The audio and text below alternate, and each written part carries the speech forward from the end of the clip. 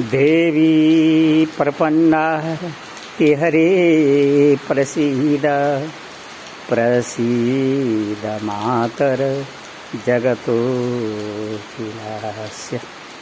प्रसीद विश्वेश्वरी विश्व तमेश्वरी देवी चराचरस्य।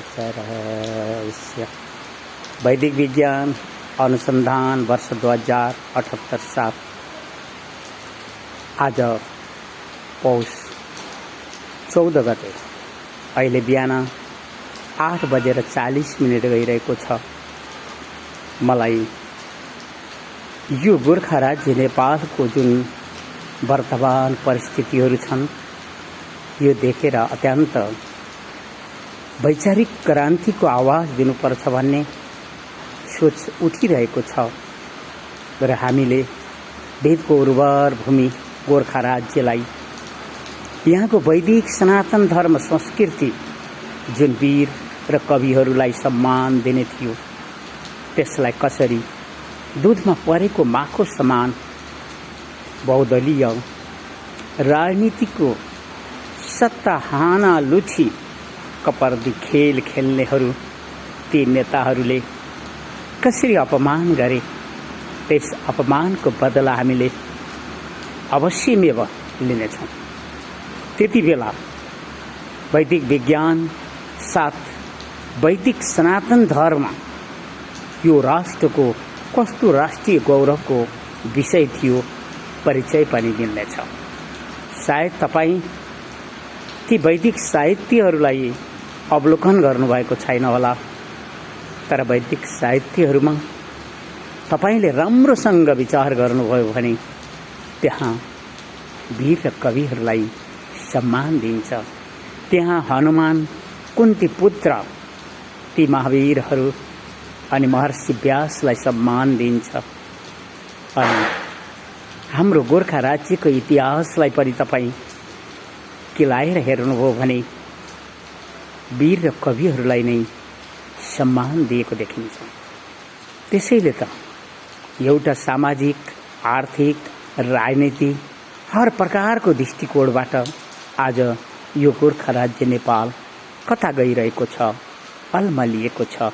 यहाँ शूद्र भनेर जुन हामीले सङ्केत गर्यौं र वैदिक सनातन धर्मलाई जुन लान्छनाहरू लगाइएको छ त्यसको हामीले एउटा मात्र विषय माग्छौं के उनीहरूलाई ब्रह्म मुहूर्तमा उठेर उनीहरूले ईश्वरको आराधना र ईश्वर स्मरण गर्न सक्छन्? के उनीहरू रक्सी मांस ती चुरोट आदि धुम्रपान सबै छोडेर यो राष्ट्रको राष्ट्रिय गौरव वैदिक सनातन धर्मलाई स्वीकार्न सक्छन् भने त्यति बेला कसैले छुवाछुत गर्छ भने उसलाई दण्ड दिनु सरकारको काम हो। तर जो रक्सी पनि छोडेको छैन, मांस पनि छोडेको छैन, चुरोट आदि धुम्रपानहरू पनि छोडेको छैन र उसले आफूलाई दलित र दरिद्र भनेर आरक्षण र ती कोटाहरू खोजिरहेको छ, राष्ट्रिय सुविधाहरू मागिरहेको छ भने हामीले त्यस्ता बहुदलीय जुन कपर्दी खेल खेल्ने नेताहरू छन् यिनीहरूलाई कसरी तह लगाउने यस विषयमा राजेश्वरी गोरखकाली मातालाई हामीले स्मरण गरिरहेका छौँ। हामीले गोरखकाली मातासँग यही भनिरहेका छौँ कि हे माँ, हजुर वीर र कविहरूलाई सम्मान दिने देवी हुनाले हामीले हजुरलाई स्मरण गरिरहेका छौँ। हामीले वैदिक सनातन धर्मलाई लान्छना लगाएर विदेशीहरूको जो विश्व बजारमा पैसाका बलमा आउने धर्महरूलाई स्वीकार गर्नेहरूलाई हामीले प्रकृति र दैवी प्रकोप साथ उनीहरूलाई तह लगाउनु पर्ने हुन्छ। हामीले उनीहरू मानव जातिलाई छुवाछुतको भेद गर्न चाहन्नौँ, तर पनि उनीहरू सुध्रनु पर्नेमा सुध्रन सकेका छैनन्। अनि एकाकार अथवा एकाधिकारको रूपमा यदि बहुदलीय शासन सत्ताले जे जस्ता विधि र कानुनहरू बनाउन् तैपनि वैदिक सनातन धर्मलाई संरक्षण गर्ने अभियानमा जुटेकाहरू। हामीले त ती ब्राह्मणहरू विद्वान छन्, आचार्य हुन् र उनीहरूले यो राष्ट्रको हितमा राम्रो भूमिका खेल्छन्, शिक्षा र अनुशासनको बाटो दिन्छन् भनेको उनीहरू जुन गुरुकुल परम्परामा उभिएर पनि नोकरी चाकरी र वैदेशिक रोजगारी अनि ती खेतला प्रवृत्तिहरूमा अल्झिएको देख्यौँ। अनि त एउटा एक्लो मागन्ते भिखारी भए पनि मैले माताको स्तुति गर्न लाचार सम्झेँ। मातालाई स्तुति गरेर प्रकृति र दैवी सिद्धिहरू जुन विश्व मानव जातिलाई सिर्जना गर्ने त्यो प्रकृति शक्ति पाएका माताहरू जुन मानव जातिकै आदि गुरु वृत्ति जो लालन पालन र पोषण गर्ने ती शिक्षित अनुशासित र सभ्य देवीहरूलाई हामीले सम्मान गर्दै उनीहरूका वरद हातमा नतमस्तक झुक्दै गयौँ भने अवश्यमेव यी पृथ्वी माता प्रसन्न हुनुहुनेछ। अवश्यमेव राजेश्वरी गोरखकाली माता प्रसन्न हुनुहुनेछ। हामीले यो गोरख राजा राज्यलाई हामीले गोरक्षा दृष्टिले पनि यसको नाम गोरखकालीको जुन राज्य हो त्यो गोरखा राज्य नेपाल थियो। हामीले पहिला गोरखा राज्यबाट नेपालको एकीकरण सुरु गरेका थियौँ र जब हामी 3 सहरको काठमाडौँ भित्र पस्यौँ, कान्तिपुर, भक्तपुर, ललितपुर, त्यसैलाई पहिला नेपाल खाल्टो सहर भनेर भनिन्थ्यो। अहिले हामी यो परिस्थितिमा पुगिसक्यौँ कि यी जो बहुदलीय राजनीति गर्नेहरू जुन कपर्दी खेल खेल्दैछन्, सत्ताका लागि हानालुछी लछार पछार चलिरहेको छ। यस परिस्थितिमा पनि हामीले वैदिक विज्ञानको प्रयोग अनुसन्धान गर्न सकेनौँ भने एउटा आत्रीय नस्लमा जन्मनुको कुनै सार्थक रहने छैन।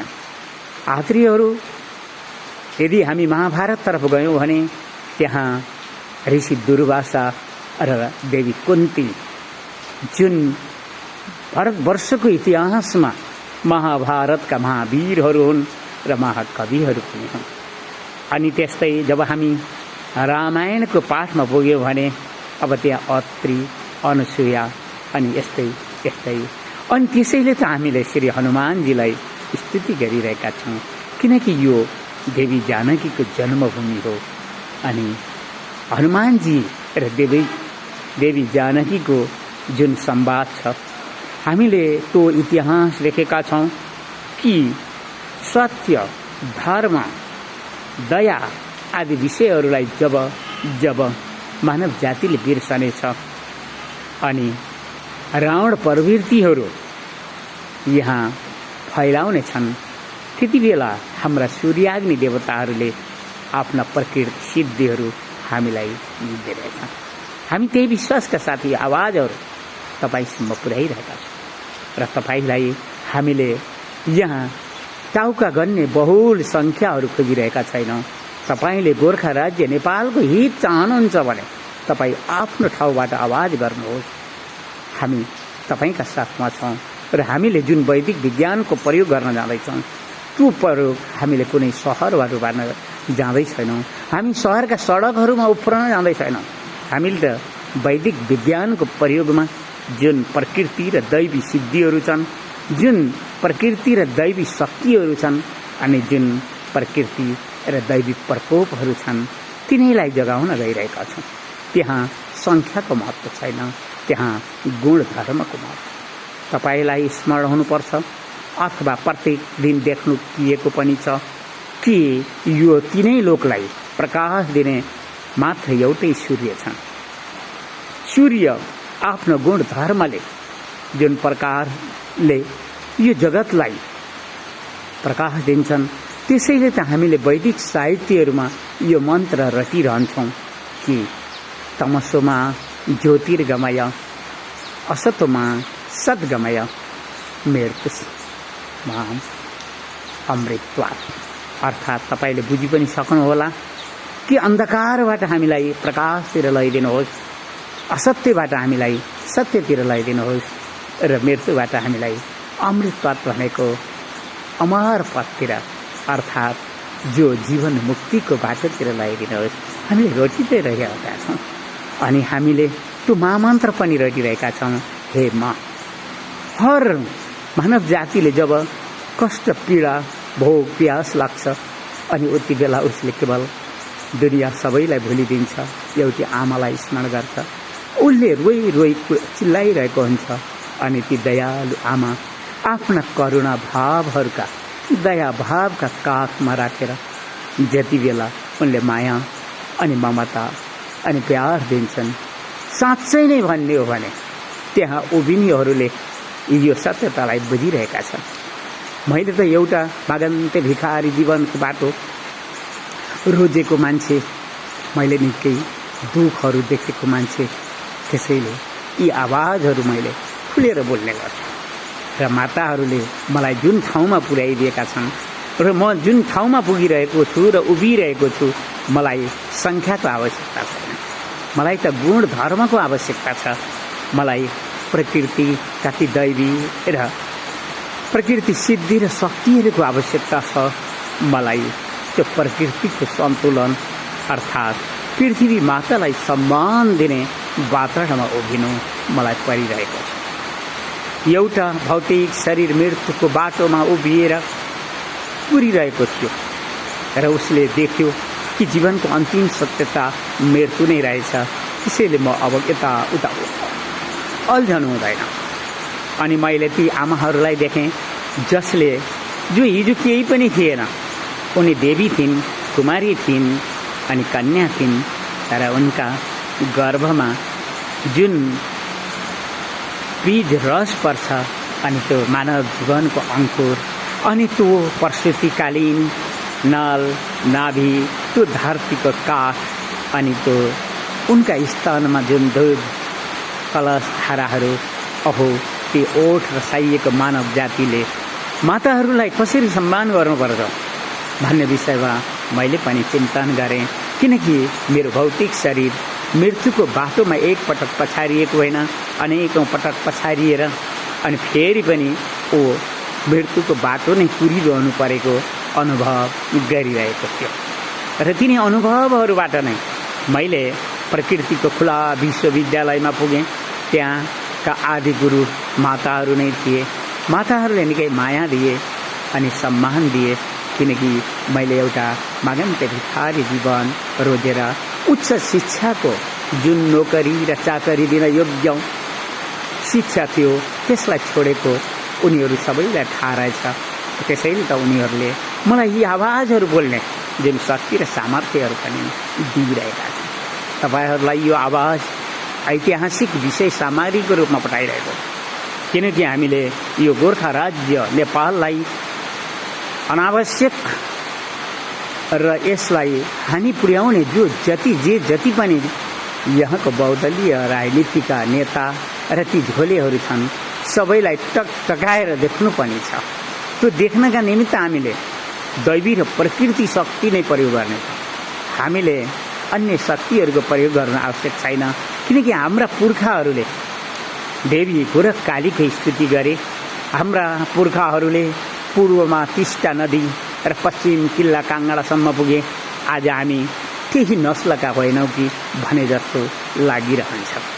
यदि हामी तिनै वीरहरूको अनि हामी तिनै कविहरूको नस्लका हामी नेपाली हुन्थ्यौँ भने हामी गोर्खा राज्य नेपाललाई अपमान हुने कुनै पनि प्रकारका व्यवहारहरू हुन दिने थिएन।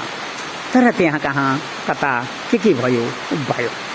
अनि हामी ती शूद्रहरूलाई हामीले त्यसै छुवाछुतको पानी बाराबार गरेका पनि होइन। उनीहरूले वास्तवमा इतिहासलाई पल्टाएर कसैले हेर्छ भने उनीहरू अनुशासनमा रहन चाहेनन्।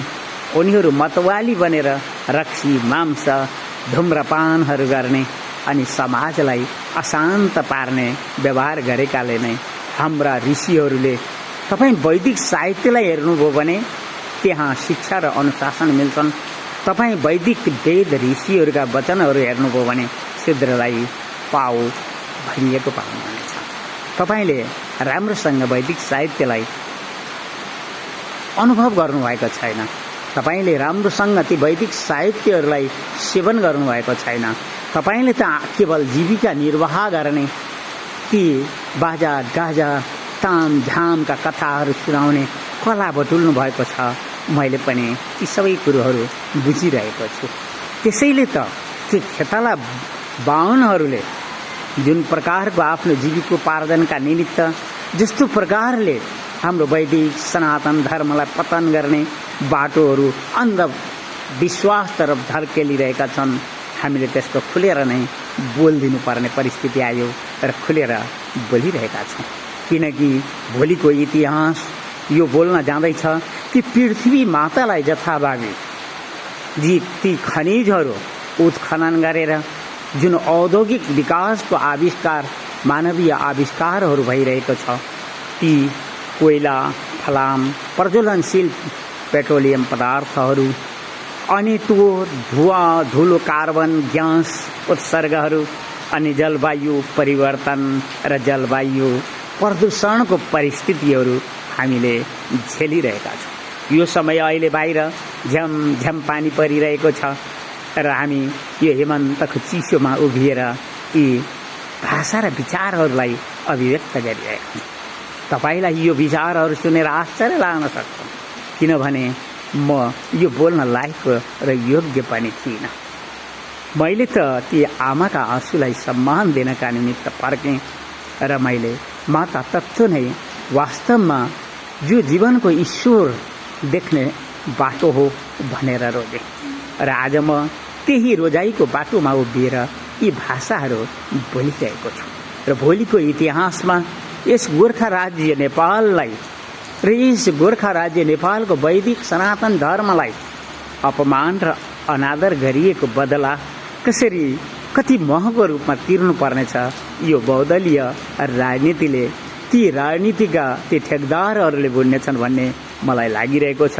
र ती खेलाडीहरू जुन यो देशको राज्य शासन सत्तालाई हानालुछी गरिरहेका छन् र त्यो कपर्दी खेल खेलिरहेका छन्, सबै जनताहरू बुद्धु छैन।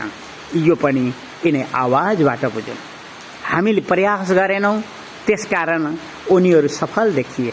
अब हामी प्रयास गर्दैछौँ, अब उनीहरूले आफ्नो बाटो कता रोज्ने हो त्यो भविष्य बताउँदैछ।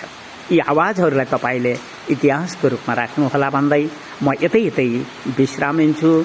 देवी प्रपन्नार त्यरे प्रसिद्ध प्रसिद्ध मातर जगतोखिलास्य प्रसिद्ध विश्व सरिपाय विश्व तवेश्वरी दे विचराचरस्य। जाँदा जाँदै हर विश्व मानवले यो विषयमा ख्याल राखोस् कि पृथ्वी मातालाई जथाभावी ती खनिज उत्खनन र ती धुवा धुलो कार्बन उत्सर्गहरू के विश्व मानव जातिलाई दिगो सुख शान्ति र सुरक्षा दिन सक्लान्। के विश्व मानव जाति आफू जीवन जिउन कति महँगो जिउनु पर्छ के सोचिरहेका छन्, ती सबै बुझुन्। र ती देवीहरू जो मानव सिर्जना प्रकृति शक्तिहरू छन्, ती शिक्षित अनुशासित र सभ्य सबैलाई यस आत्रीय परमहंस भिक्षु तीर्थको नतमस्तक ती वरद हातहरूमा नमन छ भन्दै मैले आफ्नो वाणीलाई यतै रोक्छु। नारायणी नमस्तुते, नारायणी नमस्तुते, नारायणी नमस्तुते।